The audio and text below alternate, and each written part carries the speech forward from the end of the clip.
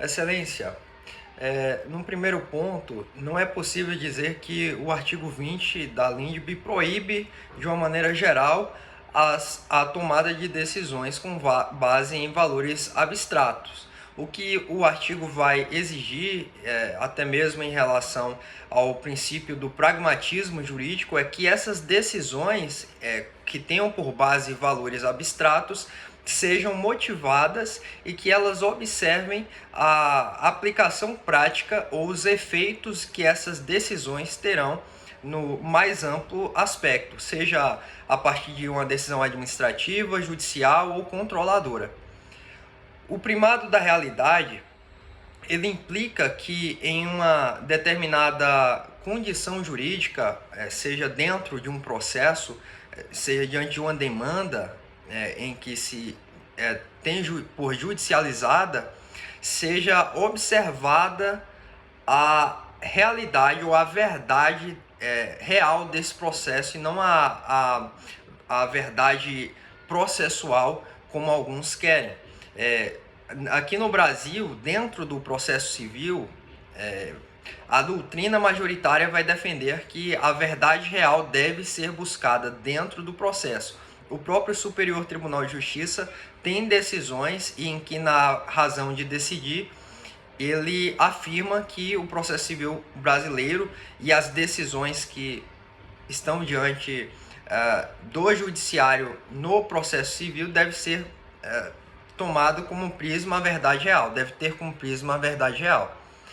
Já a teoria, aqui tratando do item C, a teoria do apagão das canetas se dá em relação principalmente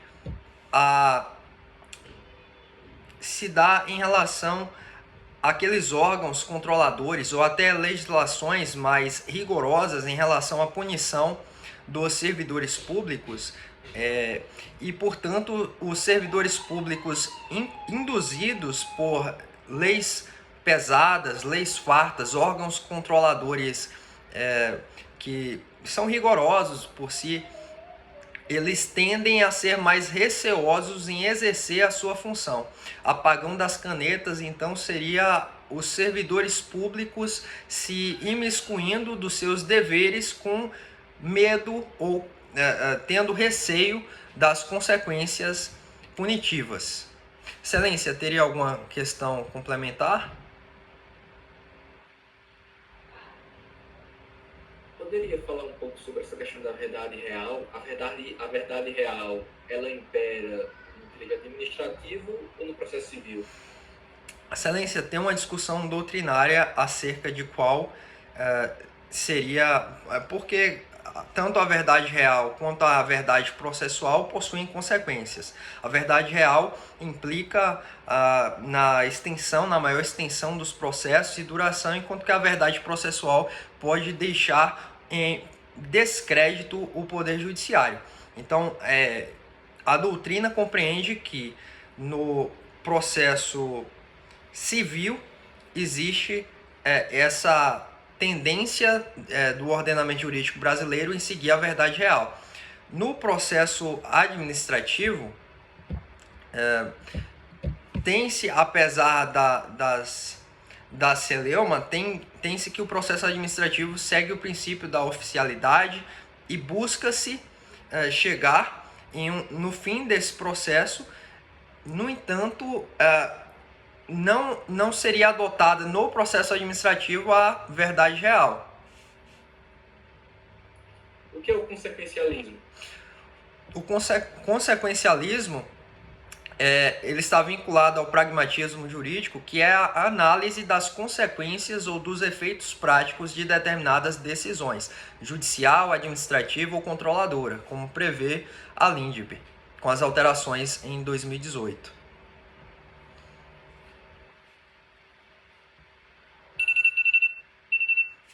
O tempo foi.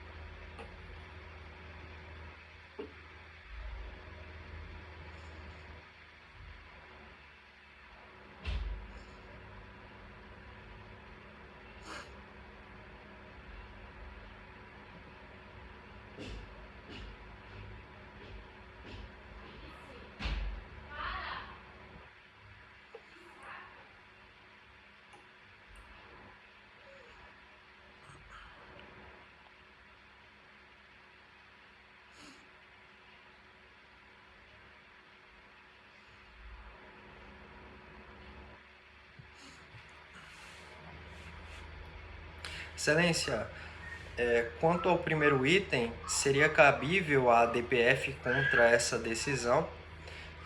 Já é pacífico na jurisprudência do STF a possibilidade de ajuizamento de ADPF contra decisões judiciais, e nesse caso em específico possui o STF decisões em que essa penhora ou esse sequestro, melhor dizendo, de verbas do ente público, ela é inconstitucional por violar princípios como a separação dos poderes, a legalidade, o princípio da legalidade orçamentária, e, portanto, seria cabível a DPF no caso concreto. Quanto ao ponto 2, tem também o STF, embora algumas divergências internas, mas tem prevalecido que o próprio Estado do Paraná, por meio da sua procuradoria, não poderia ajuizar a DPF. Haja vista que não é legitimado de acordo com o artigo 103A da Constituição Federal. E tampouco esses legitimados que estão ali previstos poderão ser extensos, poderão ser acrescentados outros de acordo com a jurisprudência do STF. No caso, poderia o Estado representado pelo governador do Estado e então ali a Procuradoria com a subscrição na sua peça pelo governador do Estado ingressar com a ADPF. Em relação ao ponto 3, o controle concentrado de constitucionalidade ele tem uma ampla função dentro do ordenamento jurídico e, por ter efeitos vinculantes, erga omnes, possui também uma importante função na defesa dos direitos e garantias fundamentais, na medida em que esses direitos estão previstos na Constituição e na medida em que o controle concentrado de constitucionalidade, em especial a DPF, que trata sobre preceitos fundamentais em que pese subsidiária, ela possa desfazer a eventual lesão ocasionada a um grupo de pessoas ou um grupo indeterminado, inclusive, de pessoas, de maneira difusa, de maneira erga omnes e vinculante. É possível o controle de constitucionalidade em relação a atos pretéritos à Constituição? Excelência, via de regra, não. Na ADI... Não entendi, Excelência. Quando é possível? Seria possível por intermédio da ADPF. A ação de descumprimento de preceito fundamental, conforme a própria lei, possui legislação específica no ordenamento jurídico, e conforme o próprio STF vem decidindo, poderia se abarcar essas situações. Outro caso? Excelência, perdão? Existe outro caso que seria possível? Excelência, no controle difuso de constitucionalidade, pode ser aferida o fenômeno da recepção das normas pretéritas e essa recepção envolveria questões como a compatibilidade dessa antiga lei com a nova Constituição, haja vista que não é permitida a constitucionalidade superveniente.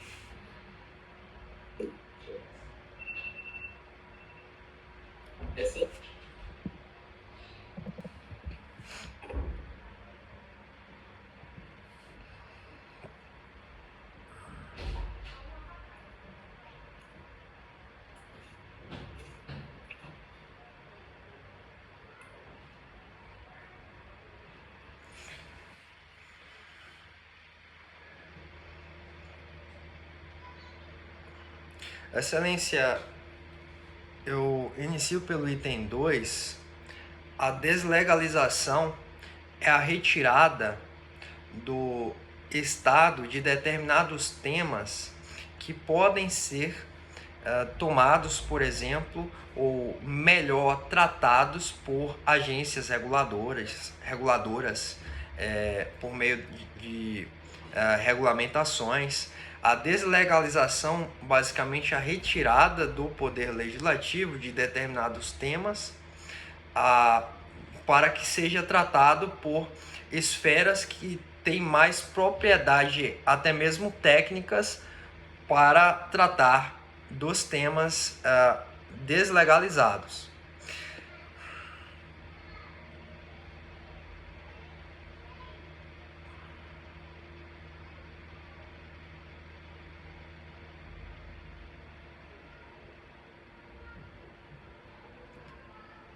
Excelência, sobre a doutrina Chenery, não me ocorre no momento. Teria alguma repergunta ou alguma...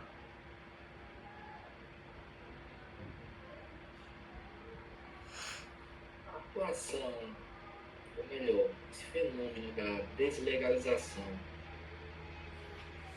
como ele é visto pela doutrina? Ele é constitucional, ele é inconstitucional? O que Vossa Senhoria teria a dizer sobre isso?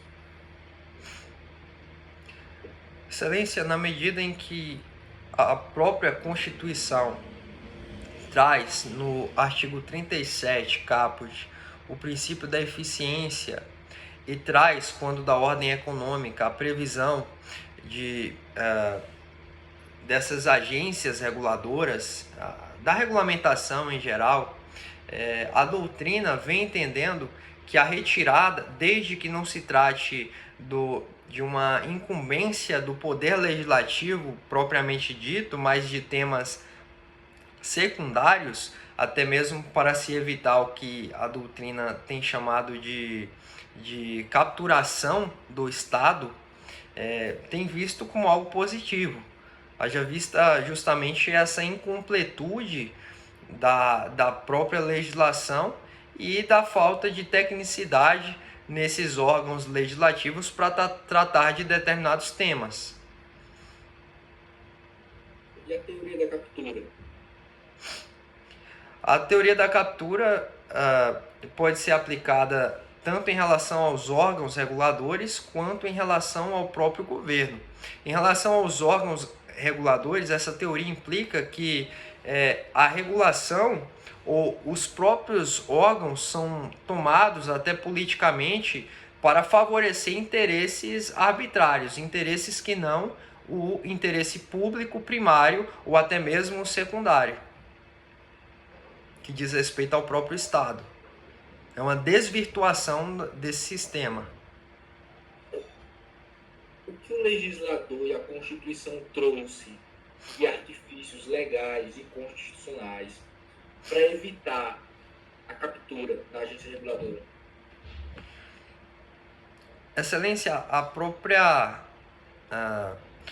o próprio controle a ser exercido, seja pelo poder legislativo sobre, por exemplo, atos do próprio executivo que exorbitem o poder de regulamentar, seja ações constitucionais aptas a desfazer tais atos arbitrários, como, por exemplo, a apropriação popular, podem ser citadas nesse sentido.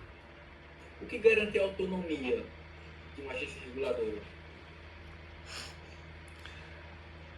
Bom, haja vista que as agências reguladoras são vistas como entidades pertencentes à administração indireta e como autarquias especiais.